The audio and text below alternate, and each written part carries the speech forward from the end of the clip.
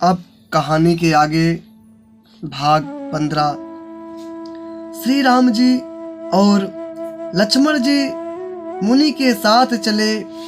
वे वहां गए जहां जगत को पवित्र करने वाली गंगा जी थी।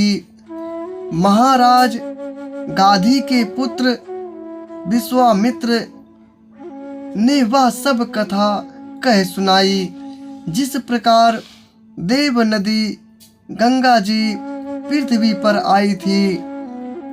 तब प्रभु ने ऋषियों सहित गंगा जी में स्नान किया। ब्राह्मणों ने भांति भांति के दान पाए। फिर मुनि वृंद के साथ वे प्रसन्न होकर चले और शीघ्र ही जनकपुर के निकट पहुंच गए। श्री राम जी ने जब जनकपुर की शोभा देखी तब वे छोटे भाई लक्ष्मण सहित अत्यंत हर्षित हुए।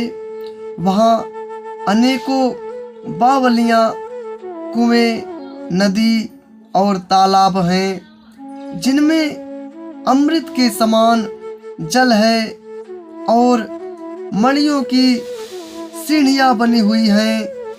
मकरंद रस मत वाले होकर भंवरे सुंदर गुंजार कर रहे हैं। रंग बिरंगे बहुत से पक्षी मधुर शब्द कर रहे हैं। रंग रंग के कमल खिले हैं। सदा सब ऋतुओं में सुख देने वाला शीतल मंद सुगंध पवन बह रहा है। पुष्प वाटिका, फुलवारी, बाग और वन बहुत से पक्षियों का निवास है।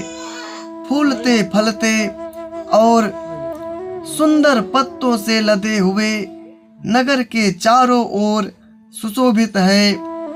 नगर की सुंदरता का वर्णन करते नहीं बनता।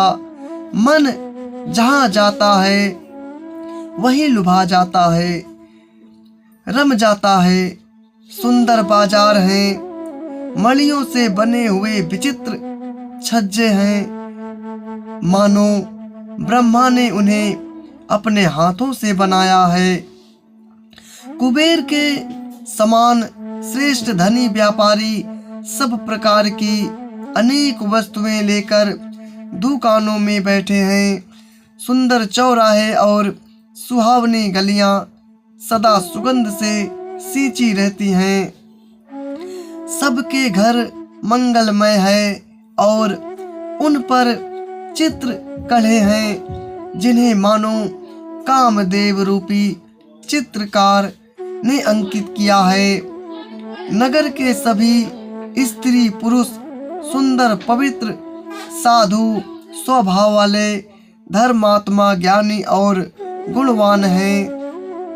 जहाँ जनक जी का अत्यंत अनुपम सुंदर निवास स्थान महल है, वहाँ के विलास ऐश्वर्य को देखकर देवता भी थकित स्तंभित हो जाते हैं। मनुष्य की तो बात ही क्या, कोट राजमहल के परकोटे को देखकर चित्त चकित हो जाता है।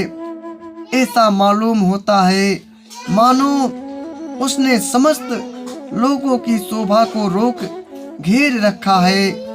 उज्जवल महलों में अनेक प्रकार के सुंदर रीति से बने हुए मणिजटित सोने की जरी के पदे लगे हैं।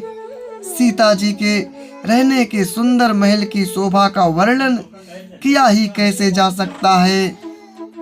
राजमहल के सब दरवाजे फाटक सुंदर हैं जिसमें वज्र के मजबूत अथवा हीरों के चमकते हुए किवाड़ लगे हैं। वहाँ मातहत राजाओं, नटों, मागधों और भाटों की भीड़ लगती रहती है। घोड़ों और हाथियों के लिए बड़ी बड़ी घुड़सालें और गजशालाएं, फील खाने बनी हुई हैं जो सब समय घोड़े, हाथी और रथों से भरी रहती हैं। बहुत से सूरवीर मंत्री और सेनापति हैं। उनके उन सबके घर भी राजमहल सरीखे ही हैं। नगर के बाहर तालाब और नदी के निकट जहाँ तहाँ बहुत से राजा लोग उतरे हुए डेरा डाले हुए हैं।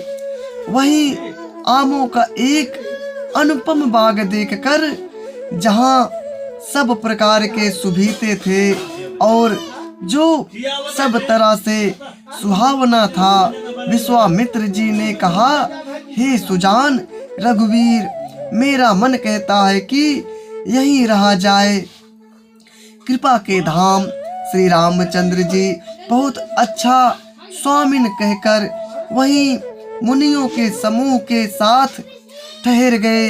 मिथिलापति जनक जी ने जब यह समाचार पाया कि महामुनि विश्वामित्र आए हैं, तब उन्होंने पवित्र हृदय के ईमानदार स्वामी भक्ति मंत्री बहुत से योद्धा श्रेष्ठ ब्राह्मण गुरु सतानंद जी और अपनी जाति के श्रेष्ठ लोगों को साथ लिया और इस प्रकार प्रसन्नता के साथ राजा मुनियों के स्वामी विश्वामित्र से मिलने चले। राजा ने मुनि के चरणों पर मस्तक रखकर प्रणाम किया। मुनियों के स्वामी विश्वामित्र ने प्रसन्न होकर आशीर्वाद दिया। फिर सारी ब्राह्मण मंडली को आदर सहित प्रणाम किया और अपना बड़ा भाग्य जानकर राजा आनंदित हुए। बार बार कुशल प्रश्न करके विश्वामित्र जी ने राजा को बैठाया। उसी समय दोनों भाई आ पहुँचे जो फुलवारी देखने गए थे। जय श्री राम। अब इस कथा की आगे अगले पार्ट में